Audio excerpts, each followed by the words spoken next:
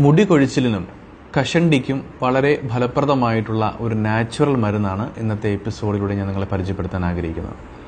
നിങ്ങൾ ചിന്തിക്കുന്നുണ്ടാവും കഷണ്ടിക്ക് മരുന്നുണ്ടാവുമോ എന്നുള്ളതിനെക്കുറിച്ച്.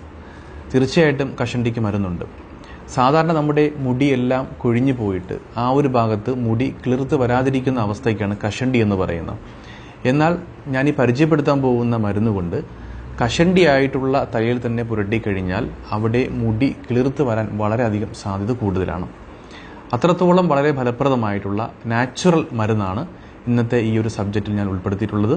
ആ മരുന്ന് എങ്ങനെയാണ് തയ്യാറാക്കേണ്ടതെന്നുള്ളത് നമുക്ക് നേരിട്ട് കണ്ട് മനസ്സിലാക്കാം.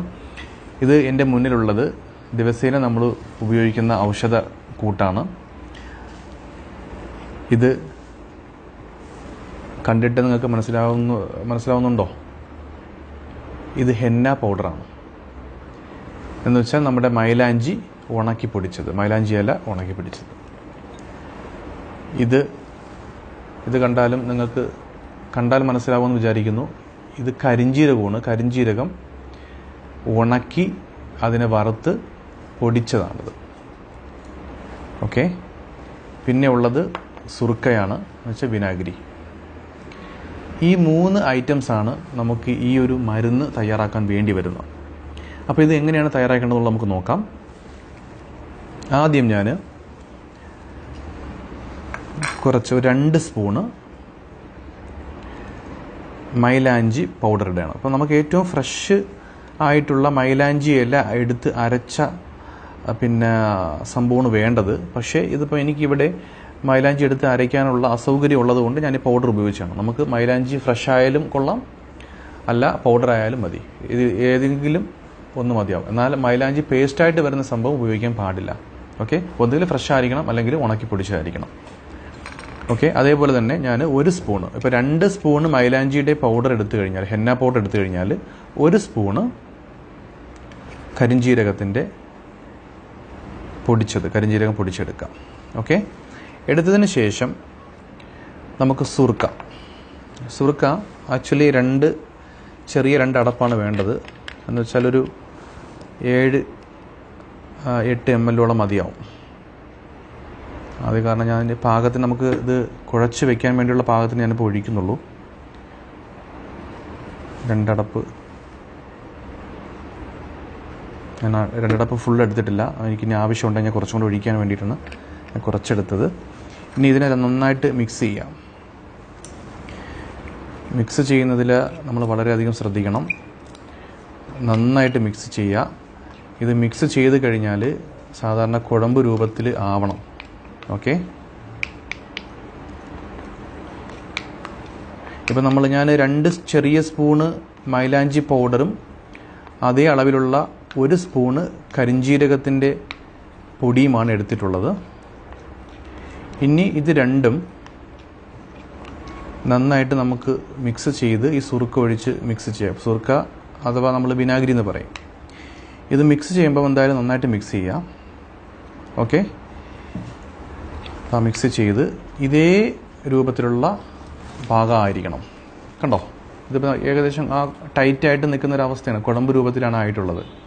ശ്രദ്ധിച്ചാൽ കണ്ടോ?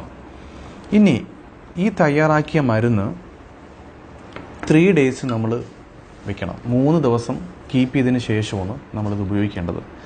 ഈ മരുന്ന് സൂക്ഷിക്കേണ്ടത് നമ്മുടെ റൂം ടെമ്പറേച്ചറിലാണ് വെക്കേണ്ടത്. റൂമിൻ്റെ ഏതെങ്കിലും എന്ന് വെച്ചാൽ തണലുള്ള സ്ഥലത്ത്, അധികമായിട്ട് ചൂടോ തണുപ്പോ വരാത്തൊരു സ്ഥലത്തായിരിക്കണം വെക്കേണ്ടത്.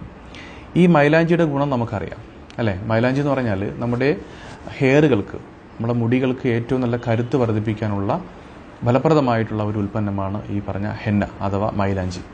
അതുപോലെ തന്നെ നമ്മുടെ ശരീരത്തിൽ സ്കിന്നിലൊക്കെ ഉണ്ടാകുന്ന ഇൻഫെക്ഷനെ ചെറുക്കാനും ഈ ഹെന്ന വളരെയധികം സഹായകമാവുന്നുണ്ട്. അതുപോലെ തന്നെയാണ് കരിഞ്ജീരകത്തിൻ്റെ പ്രത്യേകമായിട്ട് എടുത്തു പറയേണ്ട ആവശ്യമൊന്നുമില്ല. കാരണം ഓൾറെഡി കരിഞ്ജീരകത്തിൻ്റെ ഗുണങ്ങളെക്കുറിച്ചിട്ട് ഞാൻ നിരവധി വീഡിയോസുകൾ ചെയ്തിട്ടുണ്ട്.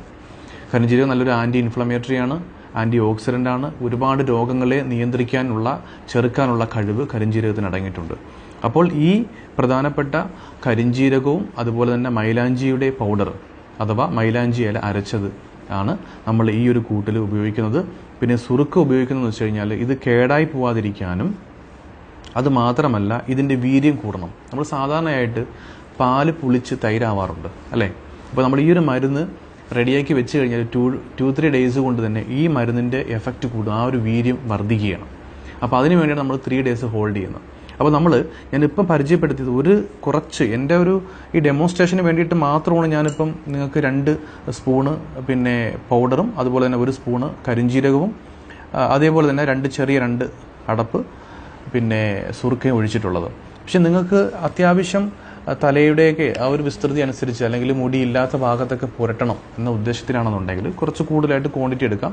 അപ്പോൾ ഇതിൽ 4 സ്പൂണ് പൗഡറാണെന്നുണ്ടെങ്കിൽ ഇവിടുന്ന് 2 സ്പൂണായിരിക്കണം എടുക്കേണ്ടത് കരിഞ്ജീരകം. ഓക്കെ, നന്നായിട്ട് മിക്സ് ചെയ്യണം. ഇനിയിപ്പോൾ കരിഞ്ജീരകത്തിൻ്റെ അളവ് അല്പം കൂടിയെന്ന് വെച്ചിട്ടൊന്നും കുഴപ്പമൊന്നുമില്ല. ഓക്കെ, അതുകൂടി ഞാൻ പറയാം. അപ്പോൾ ഇത് നാച്ചുറലായിട്ടുള്ള മരുന്നാണ്, പ്രത്യേകം സൈഡ് എഫക്റ്റോ കാര്യങ്ങളോ ഒന്നും ഉണ്ടാകത്തില്ല. ഇത് നിലവിൽ കുറേ ആളുകൾ പരീക്ഷിച്ച് നല്ല റിസൾട്ട് കണ്ടിട്ടുണ്ട്. കാരണം മുടി കൊഴിച്ചിലിനെ നിയന്ത്രിക്കാൻ വളരെയധികം സഹായകമാവുന്ന ഒരു മരുന്നാണ്. അപ്പോൾ ഇതിനെ നമ്മുടെ തലയിലേക്ക് പുരട്ടിയിട്ട് ഏകദേശം 1 മണിക്കൂറാണ് ഹോൾഡ് ചെയ്യേണ്ടത്. അപ്പം ആ 1 മണിക്കൂർ തുടക്കത്തിൽ ഹോൾഡ് ചെയ്യുന്ന സമയത്ത് നമ്മൾ ശ്രദ്ധിക്കേണ്ട ഒരു കാര്യം, ചില ആളുകൾക്ക് ചെറുതായിട്ട് ഒരു തല തണുത്തിട്ട് ഒരു ജലദോഷമോ അല്ലെങ്കിൽ ഒരു തുമ്മലോ ഒക്കെ വരാൻ സാധ്യതയുണ്ട്. അപ്പോൾ അതുകൊണ്ട് 1 മണിക്കൂർ ഇത് പുരട്ടി വെച്ചതിന് ശേഷം നമ്മൾ ഇളം ചൂട് വെള്ളത്തിൽ കഴുകിക്കളയാം. വേണമെങ്കിൽ നമുക്ക് ഹെർബൽ ഷാമ്പൂ ഒക്കെ ഉപയോഗിക്കാം, പ്രശ്നമല്ല. ഇത് കഴിഞ്ഞ് വന്നതിന് ശേഷം നിങ്ങൾ ഇഞ്ചി ഇട്ട് തിളപ്പിച്ച 1 ഗ്ലാസ് ചായ കുടിക്കണം, ഇഞ്ചി ചായ. എന്ന് വെച്ചാൽ നമുക്ക് അങ്ങനെയുള്ള ആ ഒരു കോൾഡോ ബുദ്ധിമുട്ടോ വരാതിരിക്കാൻ വേണ്ടിയുള്ള ഒരു പ്രിക്കോഷൻ്റെ ഭാഗമായിട്ട് തന്നെ ആ ഇഞ്ചി ചതച്ചിട്ട് 1 ഗ്ലാസ് ചായ കുടിക്കുന്നത് ഏറ്റവും നല്ലതാണ്. അപ്പോൾ ഞാനിത് പറഞ്ഞത് 1 മണിക്കൂർ ഹോൾഡ് ചെയ്ത് വെക്കാൻ വേണ്ടിയിട്ടാണ്, ആരും മറന്നു പോകണ്ട. ഇനി നമ്മളത് കഴുകിക്കളഞ്ഞു. ഈ മരുന്ന് നമ്മൾ എന്നാണോ എടുക്കുന്നത്, ഇപ്പോൾ 3 ഡേയ്സ് കഴിഞ്ഞിട്ടാണ് ഈ മരുന്ന് നമ്മൾ എടുക്കാൻ വേണ്ടി പോകുന്നത്. ആ എടുക്കുന്ന ദിവസം തന്നെ നമ്മൾ എന്ത് ചെയ്യുക, അടുത്ത മരുന്നിന് വേണ്ടി റെഡിയാക്കി വെക്കുക. അപ്പോൾ നമ്മൾ 3 ഡേയ്സിന് വേണ്ടിയിട്ടുള്ള മരുന്ന് നമ്മൾ തയ്യാറാക്കും. അതിന് നിങ്ങൾ ഇതിപ്പം തയ്യാറാക്കി കഴിഞ്ഞാൽ 3 ദിവസത്തേക്ക് വേണ്ടിയിട്ട് തയ്യാറാക്കിയിട്ട് നമ്മൾ ആ തയ്യാറാക്കുന്ന മരുന്ന് തന്നെ ഉപയോഗിക്കുക ആ 3 ഡേയ്സ്. ഇനി അടുത്ത ഒരു 3 ദിവസത്തേക്ക് വേണ്ടിയിട്ടുള്ള മരുന്ന് നമ്മൾ ആ എടുക്കുന്ന ദിവസം തന്നെ റെഡിയാക്കി വെച്ച് കഴിഞ്ഞാൽ ഈ നിലവിലുള്ള മരുന്ന് കഴിയുമ്പോൾ തന്നെ നമുക്ക് അടുത്ത മരുന്ന് എടുക്കാൻ സാധിക്കും. ഓക്കെ, എന്ന് വെച്ചാൽ ഒരു മരുന്ന് നമ്മൾ തയ്യാറാക്കി മാക്സിമം 6 ദിവസം വരെ വയ്ക്കാം. ഞാൻ പറയുന്ന കാര്യങ്ങൾ ശ്രദ്ധിച്ച് കേൾക്കണം, കൺഫ്യൂഷൻ ഉണ്ടാവരുത്. ഞാൻ നിർത്തിയാണ് പറയുന്നത്. കാരണം പലരും പിന്നെ വന്നിട്ട് എത്ര ദിവസം വയ്ക്കണം, എത്ര ദിവസം ഉപയോഗിക്കണം എന്നൊക്കെ ചോദിക്കാറുണ്ട്.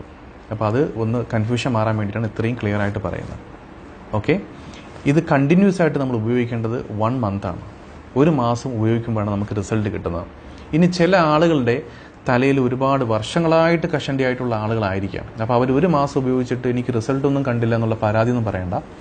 അവർ 1 മാസം ഉപയോഗിച്ചിട്ട് 1 ആഴ്ച ഹോൾഡ് ചെയ്യണം, സ്റ്റോപ്പ് ചെയ്യണം. അതിനുശേഷം നെക്സ്റ്റ് ഒന്നുകൂടി അവർ 1 മാസം ഉപയോഗിക്കുക. രണ്ടാമത്തെ കോഴ്സ്, ഒന്നാമത്തെ കോഴ്സ് 1 മാസമാണ്. അത് കഴിഞ്ഞതിന് ശേഷം അവർ 1 ആഴ്ച ഹോൾഡ് ചെയ്യുക, ഉപയോഗിക്കാൻ പാടില്ല. രണ്ടാമത് വീണ്ടും അവർ റീസ്റ്റാർട്ട് ചെയ്യണം, രണ്ടാമത്തെ കോഴ്സ്. കാരണം നാച്ചുറലായിട്ടുള്ള ഉൽപ്പന്നങ്ങളായതുകൊണ്ട് തന്നെ നമുക്ക് പ്രത്യേകിച്ച് സൈഡ് എഫക്റ്റോ കാര്യങ്ങളൊന്നും ഉണ്ടാവില്ല.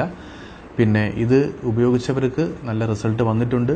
അതുപോലെ തന്നെ മുടി കൊഴിച്ചിലുള്ള ആളുകളാണെന്നുണ്ടെങ്കിൽ ഇപ്പോഴേ തുടക്കത്തിൽ നമ്മളത് റെഡിയാക്കണം എന്ന് ശ്രദ്ധിച്ചു കഴിഞ്ഞാൽ. പ്രത്യേകമായിട്ട് ഞാൻ നേരത്തെ പറഞ്ഞ പോലെ മുടിയെല്ലാം കുഴിഞ്ഞു പോയിട്ട് അവസാനം മുടി കിളിർത്ത് വരാത്ത അവസ്ഥയ്ക്കാണ് നമ്മൾ കഷണ്ടി എന്ന് പറയുന്നത്. അപ്പോൾ ചെറിയ രീതിയിലൊക്കെ ഈ ഫ്രണ്ടൊക്കെ കയറിപ്പോയി അല്ലെങ്കിൽ 2 സൈഡിലൊക്കെ നമുക്ക് പലരെയും കാണാറുണ്ട് മുടി പിന്നെ കൊഴിഞ്ഞു പോകുന്നൊരവസ്ഥ.